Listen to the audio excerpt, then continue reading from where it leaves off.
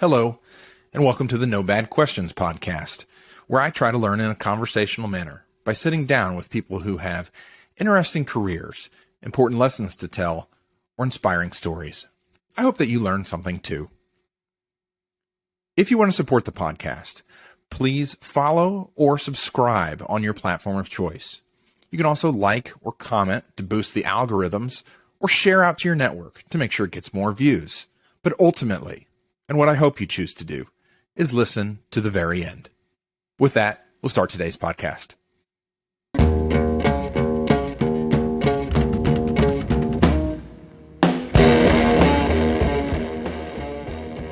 Hello, everyone, and welcome to this week's episode of the No Bad Questions podcast. My guest today is Tim Pollard.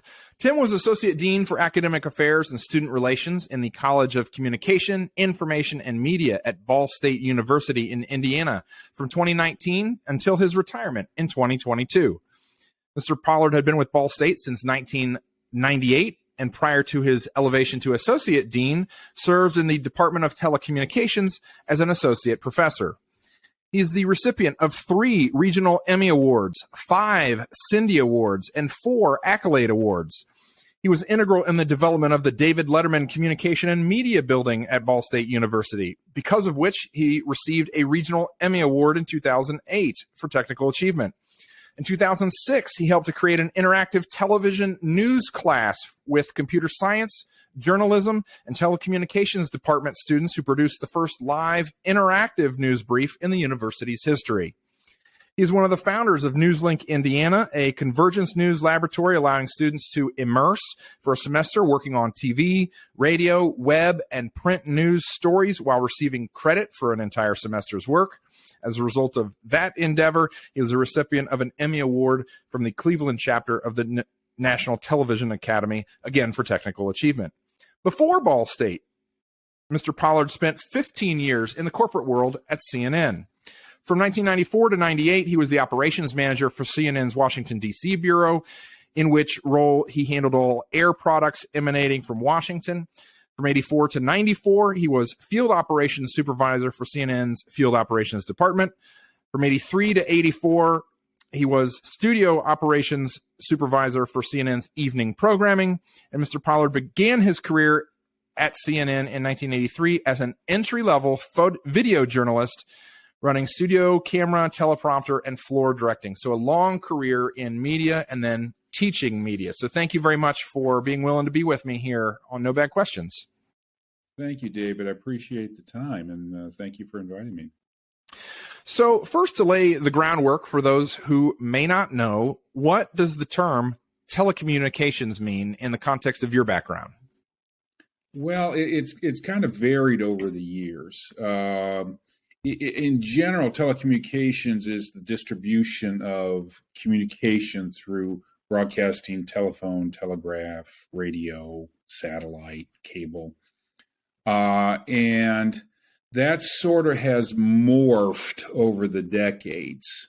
Back in the early days when radio and TV and film were just getting started, you had that. And then you started to get into telecommunications because the distribution channels grew, and it kind of became an all-encompassing name for the field. And then around the 90s, 2000s, it started to break out, and what we used to be radio, TV, film kind of morphed into the word media. Mm-hmm. And you can fill in the blank what that means. And telecommunications kind of became more AT&T and, right. T-Mobile and telephony and the more hardware behind the scenes kinds of things, which is why, at Ball State, when I was chair of the Department of Telecommunications, a lot of the calls we used to get were from people wanting to sell us telephones and wanting to sell us telephone subscriptions. And so that kind of was, okay, we really need to start thinking about who we really are. And in the fall of 2022, the Department of Telecommunications at Ball State became the Department of Media. Oh, okay. Because that kind of became what we really are. And you're starting to see that in other places. My alma mater, Central Michigan University, when I was there for the past 40 years, it was called the Broadcast and Cinematic Arts Department. Well, that is now, they've merged that together with journalism and communications, and it's now a school of journalism, communications, and media. And the other thing to factor into that, and that has to do with kind of what we're talking about here, is Google. Is students and parents and aunts and uncles and friends that are trying to figure out schools and where do I want to take, Junior and Jane, where are they going to go to school? They're doing all these Google searches. Well, they're looking for keywords, and one of the keywords they're looking at is media and television, film, that type of thing. And with all those algorithms, you try to find what's going to get my program up the list. Because as you know, most folks, they just deal with the first, second, or third Google, which we can talk about later, because that's part of the issue in terms of news. But how do I get up? And that's one of the reasons why you're starting to see programs getting away from the word telecommunications when it really has to do with content creation over multiple platforms. And you're starting to see them now switching over to new names that kind of fill in what that means, and also allow, because we're in marketing now. We got to market ourselves. Right. These programs. I keep saying our programs, my former program in my former life. Yeah. Well, I appreciate that breakdown, and we'll assume that when you say our program, despite your retirement, that you're fresh enough into retirement that you mean your former program. You don't have to appreciate clarifying, but you don't have to clarify that every time. It's still here. Yep.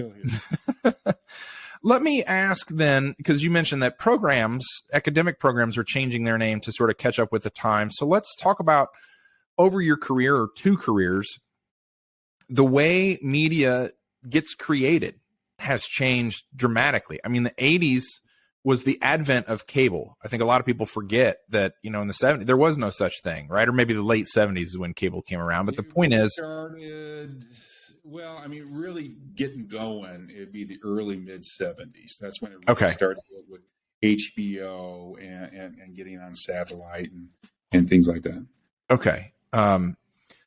The point therein is that it's relatively new in the scheme of things. And then, then comes the internet, and then comes YouTube, and now comes, something like this, where I have no filter I have to go through beyond end user agreements and terms of use and having some hardware, right, to be able to do a recording like this. And there's plenty of people out there doing journalism with their iPhone.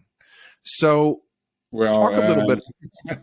Well, yeah. So talk a little bit right there about. Yeah, they think it's journalism, but we can talk about that. Well, that's exactly actually what I want you to weigh in on. Talk a little bit about these changes, some of which are radical changes, and what is that?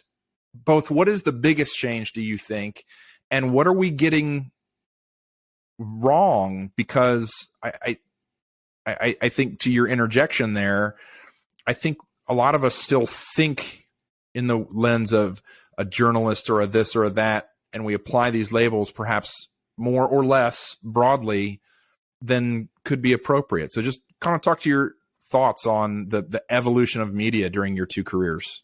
Well, it's kind of fascinating, because I kind of came in at that time. Because I started at Central Michigan University in the fall of 1978. And that's when cable television was just starting to kick in. HBO was up there. My Central Michigan University is in Mount Pleasant, Michigan, and it was owned by a mom and pop cable company, and that was still prevalent. It was small towns, and it was just getting started. And the big thing was, if I could put one camera at the high school basketball game, and I fed it live, and it was just one static shot, and it was just all that sound. That was the coolest thing on the face of this earth, because that meant that Grandma and Grandpa, who lived the next town over, if they had cable, they could watch their grandson play basketball, or the granddaughter, do that. So it was just starting to kick in, because people were wondering, why would I pay money to watch television when I get it over the air? And the classic example is my parents. They were born in 1915 and 1916, and they grew up in the Depression in rural Alabama. To them, I'm paying money for cable TV, and then along came ESPN and CNN. It gave them something of value that they could watch. My dad could watch college football, multiple games, instead of waiting for the one game on CBS on Saturday. He could watch multiple games. So it was value. So it was starting to get big during that time period. And then, with cable, and then with my old boss, Ted Turner, getting TBS up on satellite was huge. Now, remember, back then, these satellite companies like RCA shot up all these satellites with all these routers on them, and nobody was using them. So Ted was able to get up there with TBS and feed the entire country with TBS. And that's one of the reasons why he bought the Atlanta Braves baseball team. He put in original programming on the air that he could distribute nationwide, and his sales team could go out and sell it. And one of the reports I've seen over the years is the Atlanta Braves became the biggest baseball team in the state of Alaska, because they were the only team that people in Alaska could watch. So they had a huge fan base in Alaska. So that kind of gave you an idea of where things were going. So, and then I got in CNN, we started to do that. But really, to kind of fast forward to get to your question, there have really been two big changes. So we got satellites, we got that, and you talked about the internet. The big thing from a consumer, from you and me doing this right now standpoint, is two things. One, equipment. You talked about it a little earlier. When I went to school in the late 70s, early 80s, we were still using film. So 8 millimeter, 16 millimeter, 35 millimeter. And then we were just starting to get into videotape. Those were hugely expensive. Right. And with film, you got one chance to record it. If it didn't work, you didn't know until you process it. You now get this. And Steven Soderbergh directed a movie with an iPhone or smartphone, I can't remember whichever it was. So now you have equipment and software, like what we're on right now. You can edit on your laptop. Yep. You can edit on your iPhone all the video you want. So we have democratized from an equipment standpoint to the point where the average person can create content. And the second part of that is the distribution channels. YouTube, what we're on with podcasts, TikTok. Now anybody in the world, some of them have to go through a bunch more hoops than others, can now put their stuff on a distribution channel that can be seen by anybody in the world. Now, whether people watch that or not, that's a whole nother story. Sure. Equipment plus the distribution channels have created this democracy of content creation and distribution. So you have that ability. The question is how you use that. And in the Walter Cronkite days, you had one network, or you had the three networks in PBS, but you had all day to work on a story. These networks were tasked with providing a legitimate 30-minute newscast at 6:30 p.m. Eastern Time, Monday through Friday. You had all these editors, all these bureaus, all these folks able to spend the whole day working on a story, getting it right. So when it came up at 6:30, it could be legitimately viewed, and it was news. It was a clear delineation for you youngsters out there.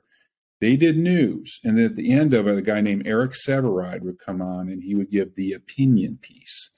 In newspapers, you have news, and then you have a page that's the opinion page. Right. So there was a clear delineation. The third part about that is these network operations were a lost leader within the corporate structure. Mm-hmm. CBS News lost money. The entertainment division covered the costs of the news division. That was expected because the people who headed those networks and those companies saw it as a service to the public. Now you're seeing with these corporations, particularly the corporate takeovers, you now have to make money. You got to hit your ROI. You got to get quarterly numbers. Now, how do I make money off the news? Well, and you're now seeing all these various iterations of how to do that, which leads to how do I then discern what's legitimate or not? So coming back to the main point is you now have people who can put what they want on the air. Well, not what they want. Let me take that back. There are restrictions. Sure. I mean, everybody screams First Amendment. No. This is a company. Facebook is a company. Right. YouTube and Google are companies. They have restrictions. They have every right to say, if you put this thing up here and it doesn't meet our standards, we have every right to pull it off. And they do. So, but there are other ways around it, Reddit and things like that. So, sure. So people can put anything they want within reason, giving their opinion, and they have every right to do that. We appreciate that. The one thing about the internet is it's democracy in action. Mm-hmm. That's also the reverse of that, which is it's democracy in action. But the person that is creating that content, what is that person's agenda, context, history, education? What are they bringing to the table when they present this material? And, being in education for 24 years and coming from CNN where they required a bachelor's degree, is there is training. You can't just take this thing out there and shoot something without context, or you can't just go out and present, I'm going to show you that this official is evil. And I create something that looks bad, or I use Photoshop, or I create I create something which or use music, that type of thing, and dark lighting. I mean, there are ways you can manipulate. So you got to be careful with that. So with every yin, there's a yang. Right. So we have democracy, which we should love and cherish, and the right of a person to give his or her opinion. But there is a responsibility that comes with that. And that's where civic education and that's where training and background come into play. Just throwing stuff out there because you're mad at the current governor, okay, you have that right. But there should be some responsibility and civic mindedness about it. I think that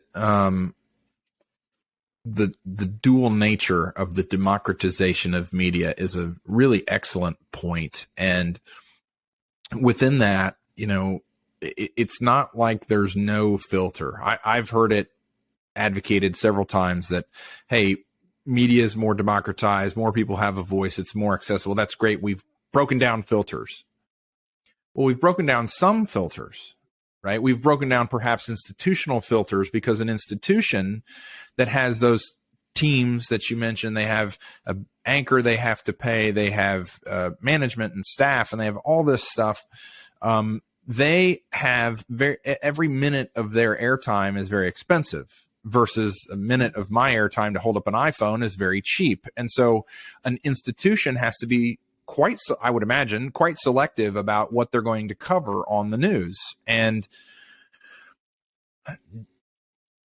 Joe or Jane Schmo with their iPhone can be less selective, but that does not mean they are not being selective.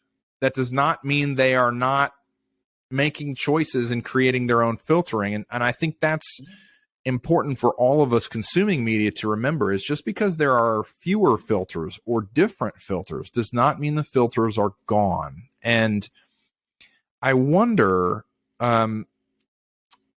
as we head into the future, if that is going to get better, because people are realizing that. I think, they're realizing that everybody's got an angle and everybody's got a slant, or if it's going to get worse. And why it might get worse is the second of the two major changes you mentioned in your career, and I want to talk about this a little bit, which is the distribution and the fact that companies have the right to set their policies. And then what seems to be happening over the last couple of years in particular is then new choices spring up, and they might cater to a left-wing bias, a right-wing bias. I don't want to go down the political realm, but the point is they may cater to a more and more niche audience over time. And so where this inability to overcome filtering may get worse is we may all find ourselves in ever increasingly narrow echo chambers.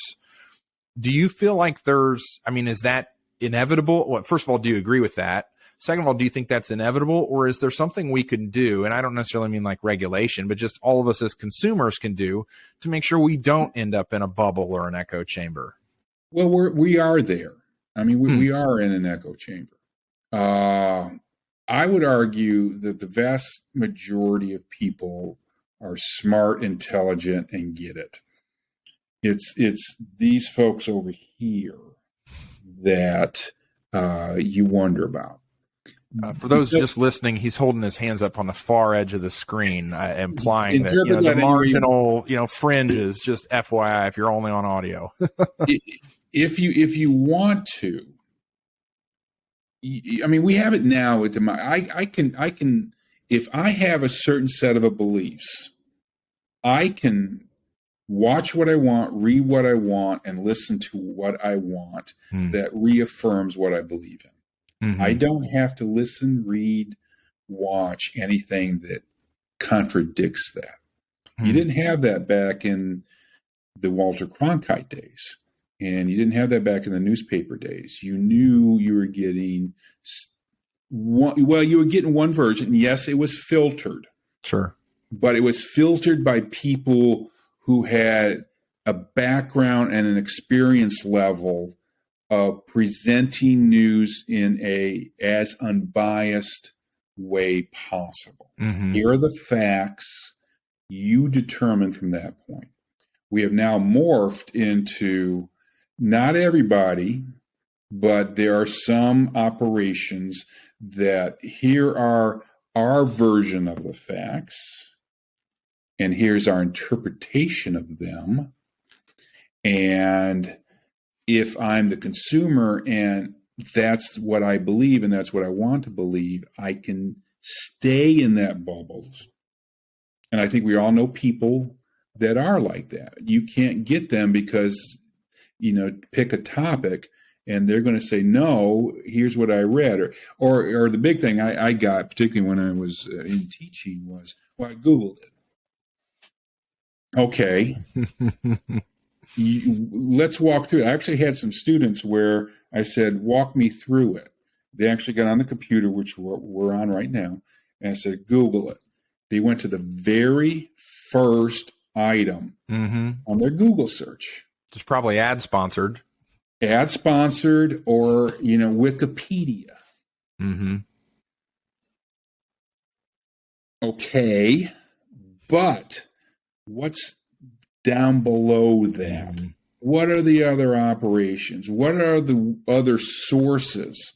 Like at CNN, if you didn't have 2 or 3 independent sources, you did not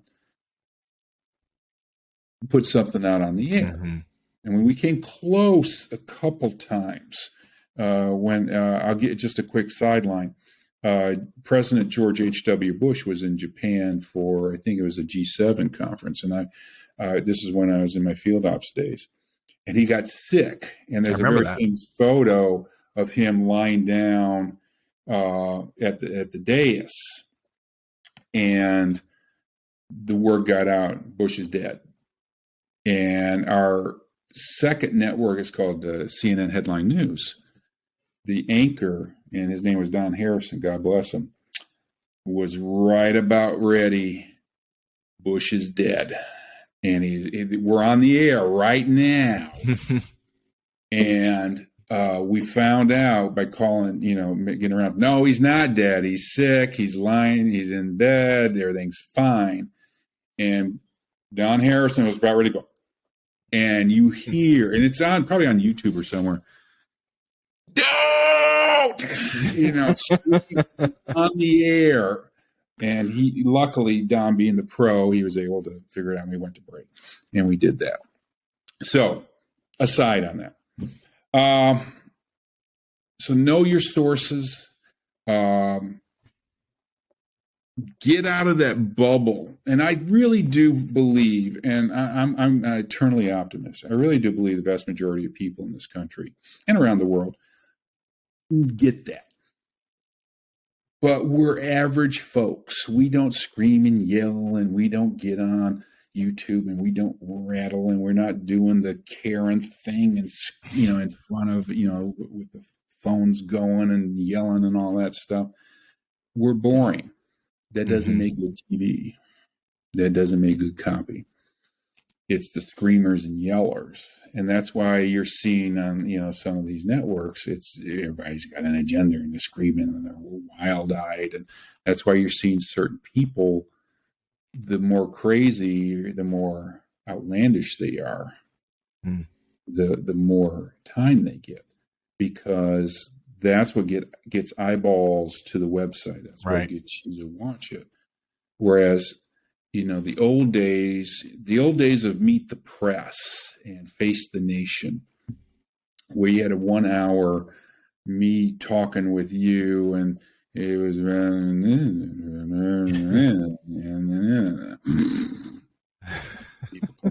why? Because there's so many options out there. Right. I don't have to watch Meet the Press. I can go over to this channel and I can watch people screaming at each other. Or I could, I can do whatever. I can get on here and I can get on my phone and I can tweet and I can do all that stuff. So there has to be a way, and again, I think most people do, to be able to get out of that bubble. Or number one, realize there's a bubble. A lot of people don't. They think that what they watch, what they read, what they listen to, that's the gospel, and y'all are wrong. It's you that are the problem, not me that's the problem. But if we were able to say, well, okay, for you that watch this right-leaning network, watch this left-leaning network for a day. And vice versa. Right. Or read something just to kind of get your head into thinking there are other ways of looking at things. Right. With the exception of facts are facts. There's no such thing as alternative facts. Yeah. 2 + 2 is 4. It's not 7.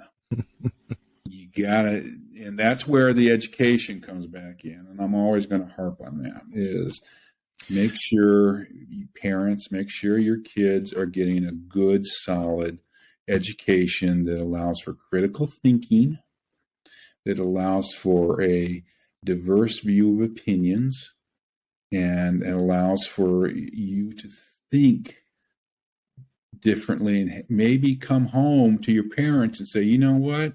I heard this that contradicts what you've been telling me. Can we talk about it? Maybe go that route. I think within that, there's a couple things within that, but one of the things I like to do, I follow the news less these days than I used to because it's so sensationalist. I don't have the appetite for it. But when I am paying attention and engaged, I also try to add in foreign news. So I'll go over to the BBC or something like that because they have their own perspectives and filtering. And so just getting different angles, different lenses. I remember when Al Jazeera came to the United States, I'd read some of their news, and seem to have pretty good or interesting perspectives on U.S. affairs. One of my closest friends at CNN helped start up Al Jazeera America, and he got ripped to shreds. I'm sure. Because, you bin Laden lover, that kind of stuff. No, this was you could have a discussion about who owns it. Sure. That's a separate discussion. But if you look at the content and the people they hired and the background and experience, these were quality people. And a lot of them were the original or close to original CNN types. So they were people that were serious journalists putting out a serious product. Yeah. But because it had Al Jazeera on it, it just was not going to make it here in the States. Yeah. At that time. Yeah. The other thing you mentioned in there, and I this is one I want to talk about a little bit because this is where I'm optimistic, perhaps naively so. You talk about having, multiple sources and waiting to go to air. And right now, I think that in particular, what some folks would call legacy media outlets, so print and the larger apparatus that is not overnight news, seems to be pushing out content more aggressively or with less vetting in order to keep up with the internet sources, right? It's like first to press is more the key than accuracy. And in some cases. Yeah, in some cases, never speaking universally. And what I feel like is it may be possible that the era you're talking about, say the 40s to the 70s, 40s to the 90s even, we had 4 to 6 decades of special morality. Because before that, you get into the Hearst era, and when he would, his yellow journalism and things like that, or you go back to the American Revolution and there was the pamphleteering, Tories and Rebs. And so it never disappeared. Yeah. It's still there. Do you think do you think that era was indeed special where we were all trying to, or those involved were mostly trying to hold themselves to a higher standard? And this is where I get optimistic. If so, that means we could get back to that because that means we were doing it by choice. So if it was special, do you think we can get back to that type of morality broadly?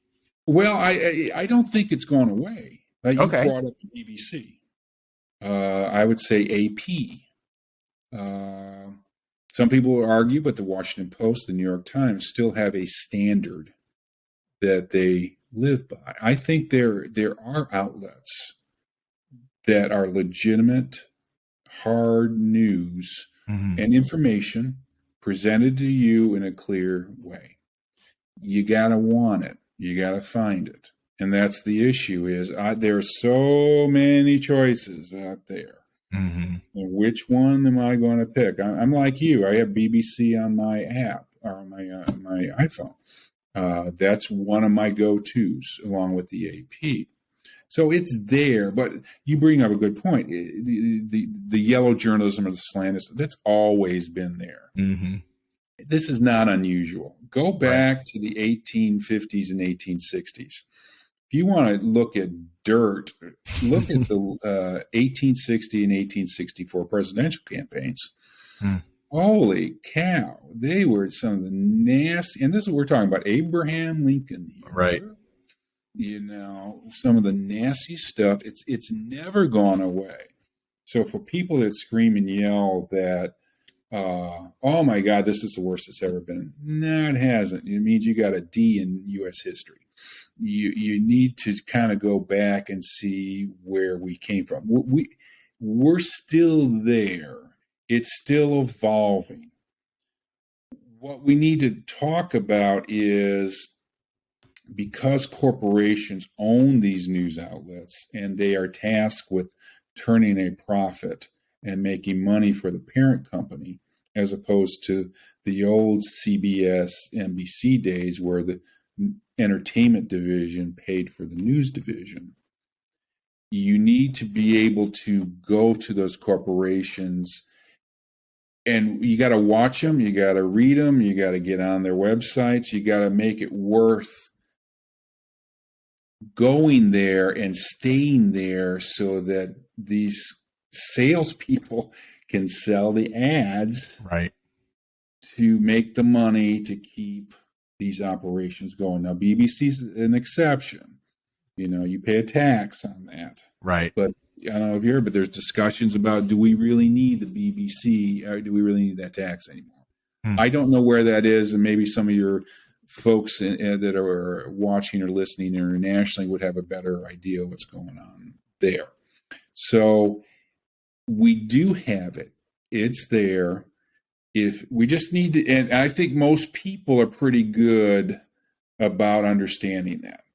If we could get more of them active, where these fringe out, and I don't want to say, I take that back, fringe out, where these sites, these networks, these print operations that have a slant, a really particular slant,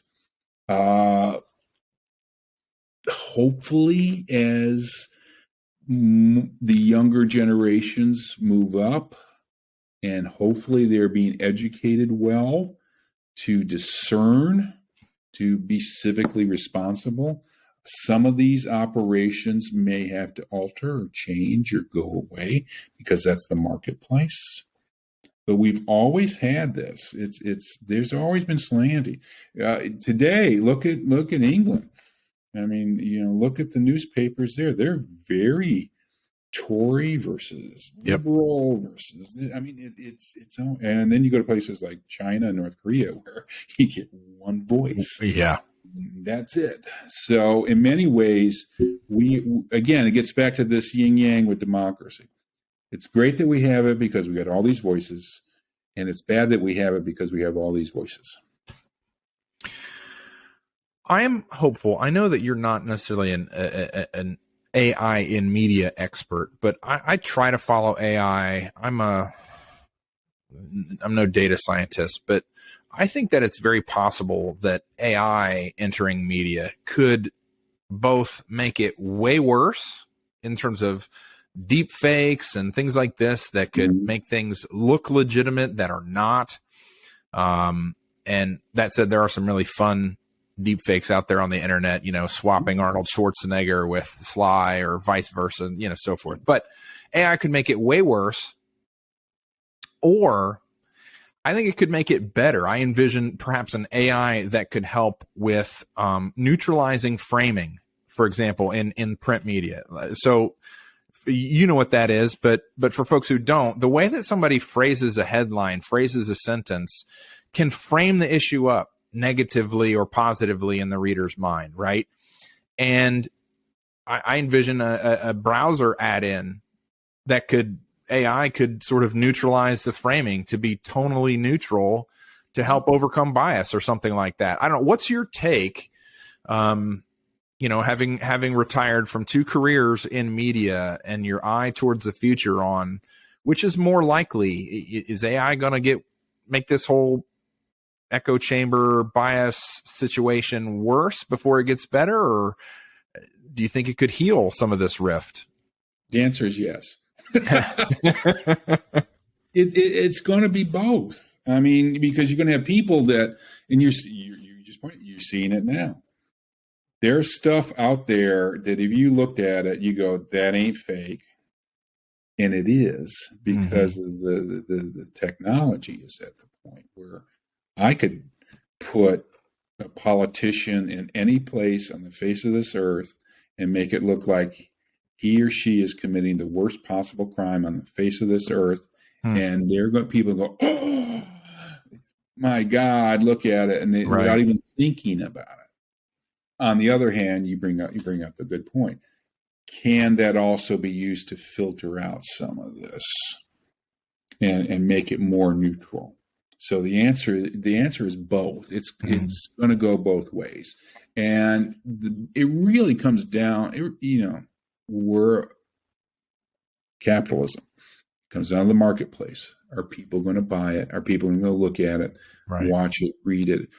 How long am I going to be here listening to this, watch this, so that my salespeople can charge more for the ads? Right. So, I mean, that's where we are. I don't think you're going to get lost leaders anymore. I think those days are gone. Yeah. But I can see AI both ways, and it really comes down to all the folks watching and listening to your podcast. Just be educated, learn what works, what doesn't work. Have your detector up really high, and for crying out loud, make sure your kids are getting a good quality education that involves critical thinking. Yeah. And so some good advice in what we've talked about, I think, for consumers of media.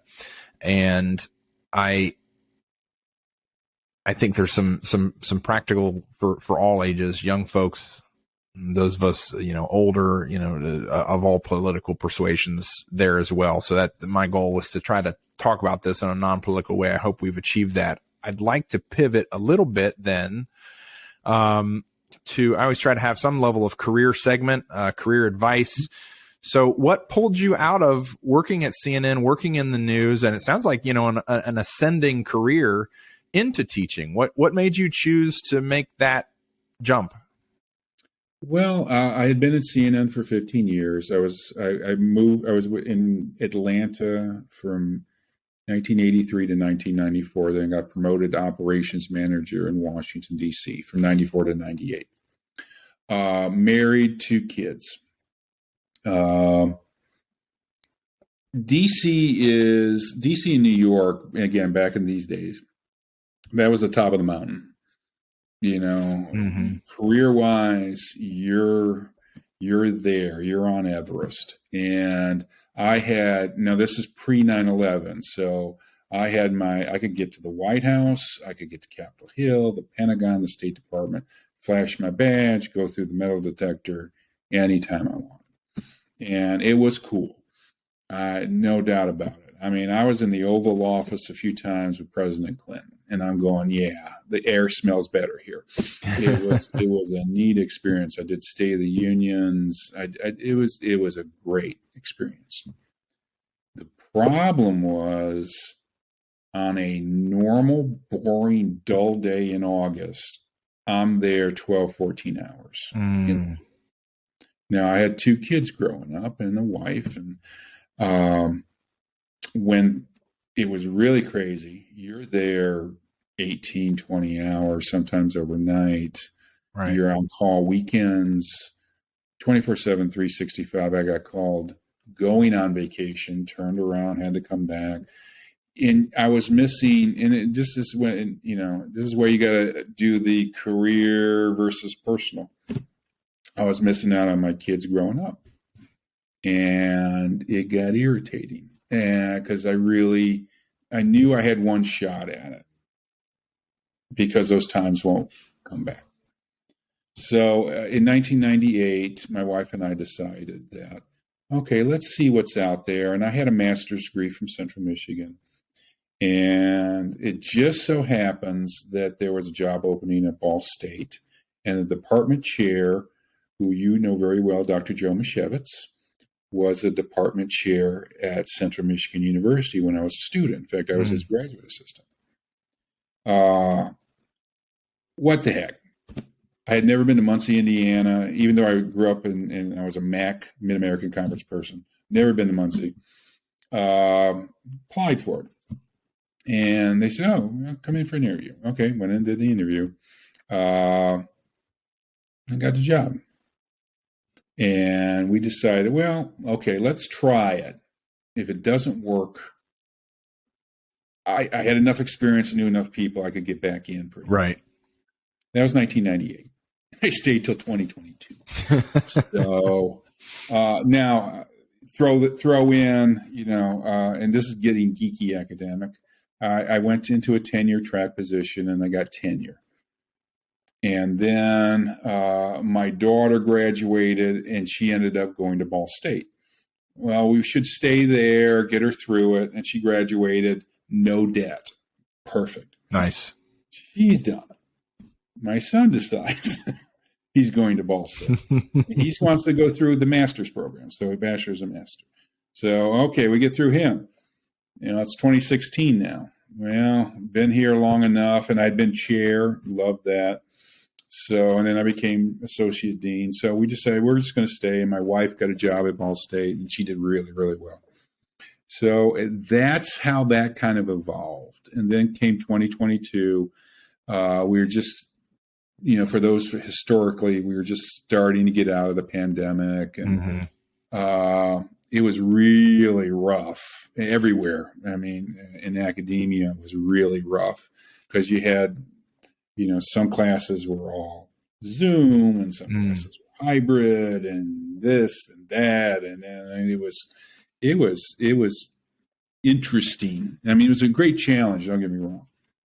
And luckily Ball State did an excellent job of getting us through it. And I want to really commend, President Mearns and Provost Rivera Mills and the team that put that together, because they really got us through that time period pretty well. So all that kind of came together. The economy was doing well, and okay, time to retire. And then inflation. Yeah.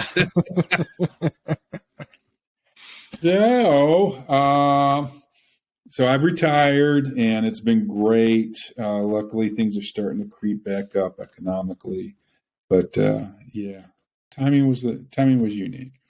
Okay. But yeah, it's been a great ride. Love every minute of it. 2 great careers.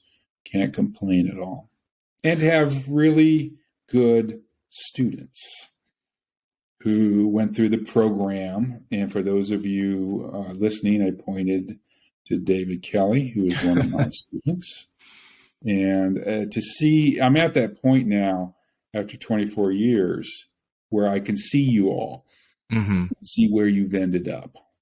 And the fact that not only career-wise, but you've gotten married, or you guys partner, some of your kids, and you're doing really well. And I think from an education standpoint, particularly as a professor, that's been one of the coolest things I've ever done, is to see how you all are ending up in your careers. So you would recommend that those who perhaps are not finding work-life balance in their media career, or any career perhaps, look at their relevant professions teaching industry as an alternative or second path in life to journey down? I do, but as I get that question a lot from people in the industry, how'd you make the transition on that? Get out there, get some experience under your belt. Because I hope when you had my class, or other students had my class, you saw that I was bringing that industry experience into the classroom and passing that information on. I hope that worked. And I'm getting some feedback from folks saying, yeah, hopefully it did. But because it's academia, it's higher education. I have a master's degree. Some schools will want you to get a doctorate. So that's something you may want to consider. A lot of schools now, they just want somebody to come in and teach. I mean, that's another path to do, is if you're interested, maybe see if you can get an adjunct job at the local university, maybe teach a class. And the reason I bring that up is I've gotten a lot of folks say, "Oh man, you got it so easy. You come in, teach a class, and you go home." No. It is a lot more difficult than you think. It's a lot of hard work. You're juggling a bunch of stuff, and not just the teaching. You're also working with students from 18 to 23 who are looking at you for career advice and life. You want to help them, and then you got all your committee assignments and the university assignments, and you got to do all this external stuff. And like I said at the beginning of the podcast, I've co-wrote a book, and I'm working on the second one. So you got all these other responsibilities. So it's a lot more work than you think it is. It's a lot more difficult than you think it is. But it's probably one of the most rewarding careers you can have, because like I said, now that I'm retired and I started in 1998, I'm now seeing folks they're now in their mid to late 40s who were my students, who are having beautiful careers. Not all of them in media. They're all over the place, but they have a great life. They Facebook me and text me messages saying, "Hey, I just had another kid," and that kind of stuff. And, that's where the reward pays off. So if you're willing to get an education, I highly recommend a higher education, or even K through 12. I mean, don't get me wrong. I mean, I have several graduates that are teaching high school, and they really? Try it, see if you like it, because it's more than what you think it is. Because I've had way too many folks who, and again, getting back to the politics. Oh, all you teachers do is you come in, you teach a class, and go home. Yeah, that didn't even come close to that. Yeah. So that's the kind of mid-career advice for people who might want to change over into academics. Let's wrap up with, what's your advice to young people trying to figure out what they want to do with their life, trying to figure out a career? I'm talking teens and 20s here. What's your advice to young people considering a career in media? Well, you got to have a passion for it. I mean, there are jobs there. I mean, there are a lot of jobs right now. But you have to want it. Like I talked about earlier, it consumes you. I mean, I was in news 24/7, 365 for 15 years, even at the lowly entry-level job. You were on call all the time. You have to want it. You have to have a passion for it. You have to be creative. It doesn't mean you're going to be a producer or a director or a writer. You may love to run audio and just be good at it if you have a passion for it. Or, you just want to run a camera, or you want a lot of students, they want to, because they're so used to the computer now, that's their world, they want to edit. Great. What makes you different? Get out and do stuff. Use your education. Even if you're at a school where they don't have anything, they may have a website, or they may have a video channel. Well, get involved with that kind of stuff. Get involved with theater, English, for crying out loud. Take English classes. Just get that passion. Try to find external stuff. Is there a local radio station or some web companies or something in the town that you live in that you could volunteer or maybe do something part-time? Check out the universities around you and see if they have something going on. Because I had none of that. I mean, I went into Central Michigan Union. I didn't even know what a record button was when I started. So take advantage of what's available for you. Use your parents or your guardians. They have connections. Don't be surprised surprised if you do end up going to like a Ball State University or Central Michigan or NYU or USC or places like that. Don't be surprised if you go in thinking one way and you end up going in a totally different direction. Mm-hmm. Because I hope you saw this when you got into the what we call the TCOM program. We had all these opportunities across various areas, and we encouraged you, even if you wanted to be, I want to run a camera. Great, go run an audio board. Right. Go work in the radio station. Just try something different. And we've had a lot of students. Because that door was there and they walked through it. They saw something they didn't have growing up, and they found their passion. That's really the key.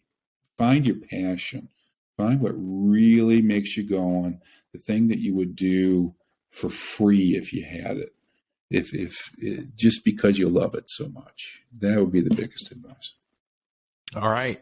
Well, thank you for the career wisdom here at the end of the call or conversation. Thank you for the advice on and input for consumers on trying to break through, break down, or at least handle some of the biases out there and the perspectives that get put into media, and we may not even see them.